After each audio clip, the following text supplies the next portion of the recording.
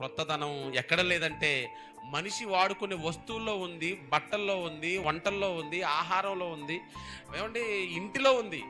కానీ ఎక్కడ లేదంటే నూతనత్వం మనిషి స్వభావంలో నూతనత్వం కనపడట్లేదు. అందుకనే చూడండి, మందు తాగే స్వభావాన్ని, లక్షణాన్ని ఒక తాగుబోతు మార్చుకోలేక మరలా ఏమైపోతున్నాడు, పాత స్వభావానికి వెళ్ళిపోతున్నాడు. ఒక అబద్ధికుడు ఇదిగో ఇక నుంచి నేను అబద్ధం ఆడకూడదు అని ఒప్పందం చేసుకున్నప్పటికీ మరణ అబద్ధాన్ని ఆడుతున్నాడు.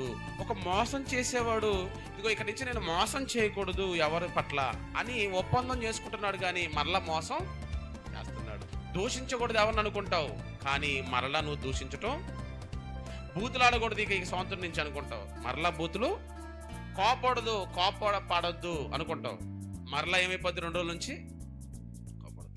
అంటే మనిషి స్వభావములో నూతనత్వాన్ని మనిషి కోరుకున్నా సాధ్యపడనిది ఏంటంటే స్వభావము, లక్షణము.